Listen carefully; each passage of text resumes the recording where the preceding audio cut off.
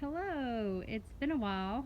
We are starting to do cleanup for fall. Fall is on its way, but I thought you guys, life has been so hectic. I have not been able to do any filming or editing. Just keeping up with work and life has been enough for the past months, 4 months or so since I uploaded.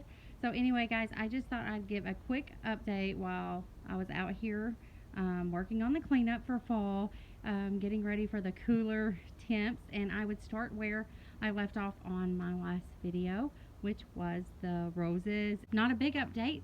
I mean, mostly the update is they're not dead. I didn't kill them. Okay, so here they are, the roses and the allium. Now, the allium did bloom over the summer, but they didn't bloom purple.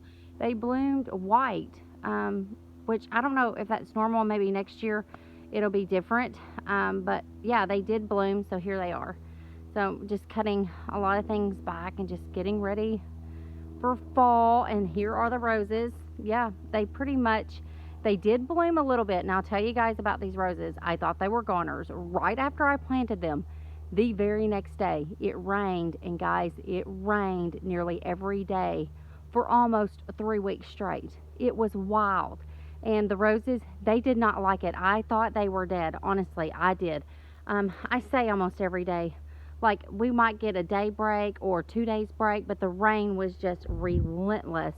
And I tell you, the roses, they didn't like it, and they were sad. But, you know, after it finally quit raining, I came out here and I did give them, I got it out so you guys could see. I did fertilize them, and I don't know if you should do that for young rose planting, but, you know, I did. And they seem to bounce back. See, they're alive.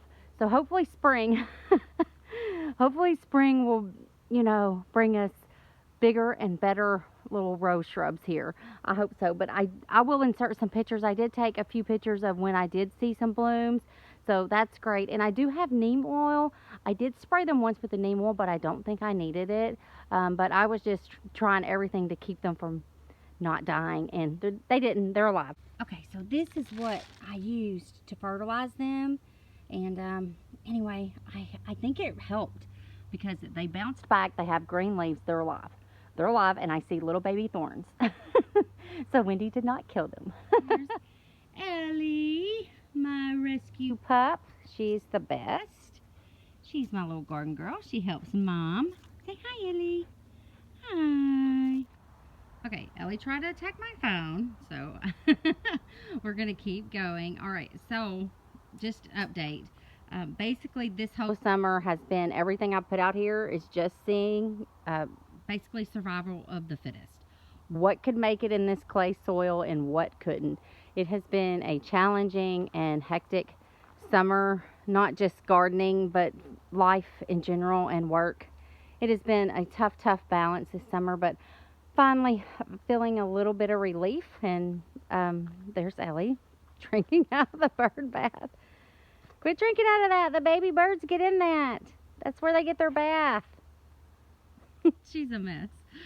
Anyway, it's been challenging and frustrating because a lot of things just didn't make it. It could not hack it in this clay soil. It didn't matter how much I fertilized, how much I watered, how much I babied them.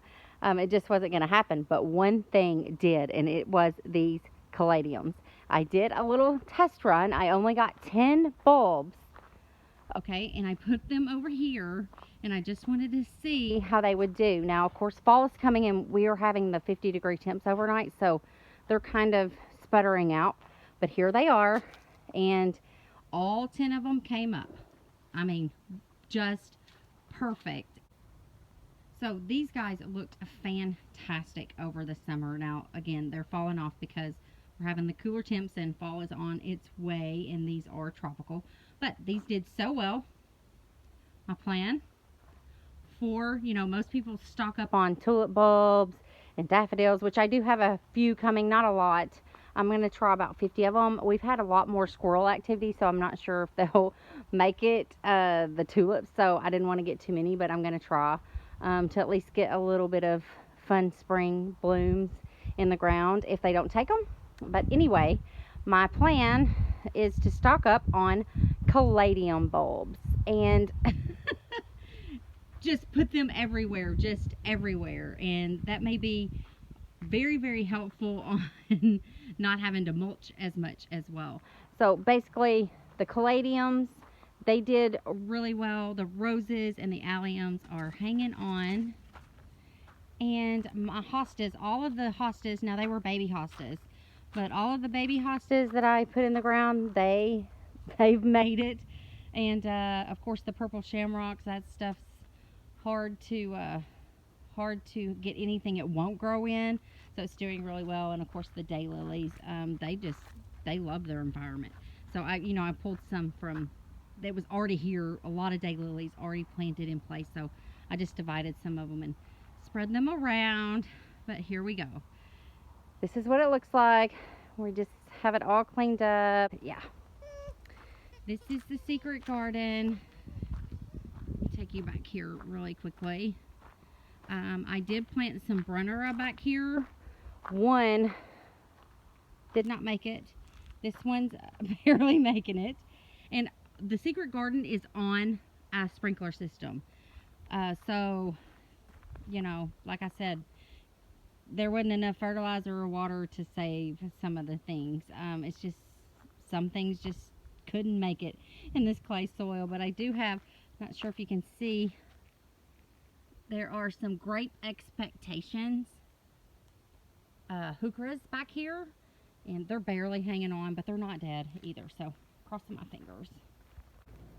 Oh, the sun is really brutal right now, guys. So just I never figured out what to plant in this, so hopefully in the spring I'll get it figured out, figure out what to plant in that. Didn't put anything in this bed. It's just stayed cleaned out. It has a little bit of the liripe that was already here, back in there. So yeah, this is the edge of the secret garden. We created another little short path here, and then this had a rose in it that died. It never came back, so cleaned it out. And again, that's where I divided some of the daylilies that were already here on property, and it survived. So I just wanted to know what would make it where, and I did put a little bit of my sedum in here, just testing it. Anyway, that's a test. If that sedum will root and grow in there, then I'm gonna spread it out and let it fill this whole area in on the secret garden. All right, so while I'm doing this little bit of an update, it's gonna go that way. We'll go back around this way. I'm gonna show you the front. Okay, I hope this update isn't too choppy. This bed here in the middle had English ivy growing in it, and it just keeps popping back up. So we are still battling it, and it has the dead tree in the middle, which those are coming down in a few weeks, the dead trees. I say they because there's 4 in here in the secret garden that are dead. And this is the magnolia tree, and that's a keeper. I love it. It's beautiful. So I'm trying to make this short, but guys, if I'm not doing a good job or you'd like to see the secret garden better, let me know. But this is how it is right now, going into fall. And here's a little bed with a bird bath Ellie was drinking out of, and that's filled with daylilies. Here on the back, that's where my hammock goes, in there. And then here's this bed, and it's just filled with liripe or monkey grass. That's what we call it, monkey grass. But it looks really nice. But I'm just trying to plan. I did put seeds out all in these where you see the open spots, and none of them worked out. None of them worked out. Don't know. We're gonna try again next year. But this bed is the bed that had those pretty daffodils that came up in it when we first moved. Not my daffodils. They had been planted here prior to us moving in. So this is where I'm going to put my 50 daffodil and tulip bulbs that I've ordered in here. I didn't do very many because, again, I don't know if the squirrels are going to get them. We've had a lot more activity. Oh, I don't like my shadow. Get my shadow out of that. So here's this bed. I had, starting to cut things back, but this had daylilies and clearance begonias in here. Okay, So leaving the secret garden, we're going to go around to the front. I'm trying not to show you our messy garage. Try not to show the messy garage because we did not get the shop put in as we had hoped by the end of the summer, but hopefully soon. Had a few setbacks on this. Now this is where I transplanted the shamrock, purple shamrock, Delta Dawn heucheras and my sedum from the rental house when we bought this house and moved. And all of it has to be moved. None of it's doing well. Well, the sedum's hanging in there. The Delta Dawn heucheras, there's only, I mean, that one's just struggling. So I'm going to move all of this stuff, the shade stuff, not the, hopefully the sedum will take in that rock bed over there, but the purple shamrock and the Delta Dawn heuchera, I'm going to move to that back bed, back there where the Brunera is, and the Grape Expectation heucheras. So everything that's kind of struggling, that shade, is going to be put back in that back bed, and we'll see what happens in the spring. Okay, all right, so we're going to move on to show you guys the fountain grass. Now this one didn't do as well as that one did, but pretty good. Here they are. Yeah, so I was not too upset. My endless summer hydrangeas, this one never came up. I just left it here for reference because I am going to move these guys when it gets just a little bit cooler. I'm going to find a new spot for them, but these two came up. They just didn't bloom, and they just didn't get enough morning sun. So I've got to find a better spot for these guys, but they're hanging in there. They're hanging in there. That one's just pitiful. And then here's the other fountain grass. It did pretty good. Look at that. It looks really good. It looks like a big wig or something, but yeah. But they got their feathery plumes over the summer, and it was fantastic. They were the prettiest thing up here. Really, the front of the house just looked pitiful. The astilbe I planted did not make it, and I think part of the reason was Miss Ellie here dug a big hole down this whole bed back here where I've had the astilbe, and the first three died off, and I think it's because she got the roots. And oh well, and I didn't know it until she dug a bigger hole right here, and I was just like, oh no, and then I realized it. So anyway, the astilbe did not make it, but I had one Patriot hosta come up that I planted. That's good, and that's the hosta I already had that regrew in the pot. And so these guys too are going to get moved to that back bed in the secret garden because I've got a whole new plan for this up here. And the ivy that I rooted inside in a jar and brought out here, it's starting to take hold. So yeah, that's gonna be pretty good. I need to trim some of the dead stuff off, but this one's really doing well on this side. So yeah, and we are about to have the house painted. And so I just want to give you guys a quick look at that because that's going to change too in future videos. We're just having the trim and shutters and, you know, these things and the siding in between the windows. We're just having that painted for right now and not the brick.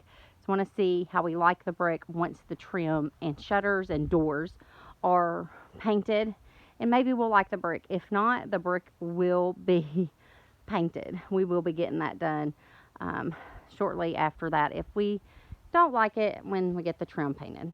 All right, so let me back up here a bit. So yes, I kept this bed bare because I knew we were going to have the painting done and just didn't want to have a lot planted that they'd have to work around. So yes, so we'll see how we like it once we get the trim and everything. A new color in the doors. Hopefully the brick will be much loved after that, and we won't have to pay to have it painted. Okay, one last update that I almost forgot about. I updated you guys every time I did a video, I think pretty much, of the pool, and so I wanted to show you we did get it all cleared out. So yay, as you see, no longer a weird horror looking movie in here. That's what I called it. I was like, it looks like a scary horror movie because of all the dead trees and the dead palm tree that was back in there and the weeds. So yeah, this is what this looks like right now. Looks really good. In here, come on, Ellie. She's my helper and my shadow. So, and oh, in this pot, it's not doing so great. I planted a fairy trail hydrangea from Proven Winners, and we went on a little vacation and I left it sitting over there, and boy, whew, it got burnt up by the sun. It was not a good spot for it. And I have in here, this is honeysuckle that I never planted either, so I'm just hoping these guys hang on through the winter.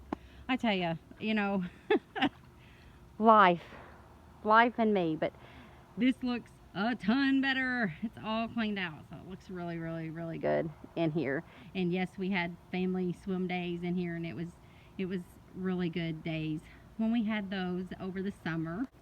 Come on, Ellie. Did you just get a drink of water out of the pool? You silly girl. Well, it hasn't been shocked, so you're okay. All right, so leaving the pool area, I'll just show you guys the back. Kind of embarrassed by it because I have not done anything with it over the summer at all. Again, same situation here. Left this bed bare because I knew we were going to have the painting done. So painting all the trim and the soffits and gutters. This is my zone 3, which is today for me to work on. This is part of it, so I do need to trim that bush. That's going to get trimmed. But yeah, so I decided, since the lighting was just really, really nice, that I would go ahead and film this update for you guys. So here's the back. You know, this was the pot boneyard, flower pot boneyard, and so yeah, here's the back. This will be painted as well, the trim and the doors. And then in here I planted some Annabelle Hydrangeas, and look at that one. Terrible. It got way too much sun. This one, I think it's gonna make it, but they were babies. So I don't know what I'm gonna do, but I do see some sprouts on this one, and I'm glad it's getting cooler because I think I can salvage this guy. What I'm gonna do, please excuse my beds. Please excuse just cleaning them up, but I think I'm gonna plant maybe a crepe myrtle. I have one that has purple blooms out there that would be great here. So the sun rises over here and it comes across and it sets over there. So this bed here, they get hammered, get the sun as it's coming over, but this one never got any shade. That one got afternoon shade, and you know, it is what it is. So what I'm gonna do is put something here, like I said, maybe the purple crepe myrtle that we're gonna move. I don't know if you can see, it's right there. Move it right here, and it will help shade this area for next year. And if it doesn't pop back, can't make it, can't do it, then I'll just put a new hydrangea in there. I've got some new ones coming, so I'm excited. So hopefully I'll do a video about that. But this again is a dead tree, and that tree will move. So shade is going to be important here for the afternoon for sure next year. But yeah, there's my back patio. Yeah, there's that, and then there's these, and yes, this is part of my zone 3 for Thursdays as well. So these guys are about to get their hair trimmed as well. But yeah, I had to break the whole yard. I was getting help around here, and then they weren't able to help me anymore, which is great for them, unfortunate for me. So I had to split the yard. I kind of did it in areas or zones to make it easier for me to keep track of and handle, because it's a lot to do out here and it can become very overwhelming. So I had to get a plan. So that was my plan, and then I got excited, you guys. I don't know how many of you watch Laura over at Garden Answer, but she did a video not too long ago, and she was talking about how she splits her yard up, and she did several videos about it, like in zones. And I was like, oh my gosh, I just felt so great, because my favorite garden girl did zones. Work's not easier, but less frustrating if you can separate it into areas or zones by day, what you'll do or look at. I was just so overwhelmed. I got so overwhelmed where I just wouldn't come out here at all because there was just too much to do. And you just can't do it all. You just have to break it into areas or sections or zones, what I'm calling it now, because that's what I heard Laura say, zones, and I was like, that's a better word. So zones, and just get to it. And it makes it a lot easier, and started enjoying my gardens again. So anyway, we'll end back here. I didn't mean for this to be a long update, but it seems like it turned into that. So anyway, we'll end on this view of the gazebo and my fern that's doing so well in there. I know it's been a while since I've updated, and I'm sorry, you guys. It's just been a little hard around here, but we're getting back in the swing of things. But I'm not sure when my next upload will be, so I can't promise anything in that arena, but I did want to give you an update. So I appreciate whoever tuned in to watch this, and I appreciate you, and thank you for adding color to my world. Bye.